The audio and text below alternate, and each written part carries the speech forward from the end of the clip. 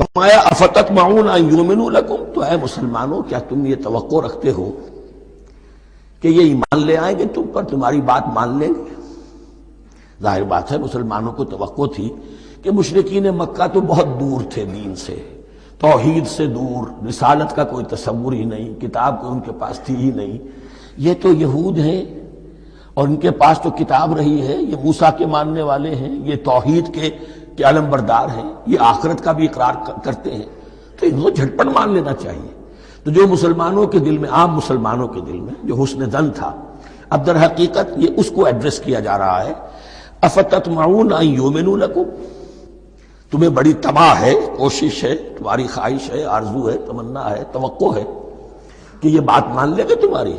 وَقَدْ كَانَ فَرِيقٌ مِّنْهُمْ يَسْمَعُونَ كَلَامَ اللَّهِ ثُمَّ يُحَرِّفُونَهُ مِن بَعْدِ مَا عَقَلُوهُ وَهُمْ يَعْلَمُونَ، جبکہ حال یہ ہے کہ ان میں سے ایک جماعت، ایک گروہ وہ بھی ہے کہ جو اللہ کے کلام کو سن کر پھر اس میں تحریف کرتا رہا ہے، اس کے بعد کہ اس کو سمجھ لیتا تھا اور اچھے جان بوجھ کر تحریف کرتا تھا۔ اب ظاہر بات وہ گروہ کون ہوں گے؟ علماء ہی تو ہیں نا۔ عام آدمی تو تحریف نہیں کر سکتا تھا، تحریف کرنے والے تو علماء تھے۔ افتؤمنون ان یؤمنوا لکم وقد کان فریق منہم یسمعون کلام اللہ ثم یحرفونہ من بعد ما عقلوہ وہم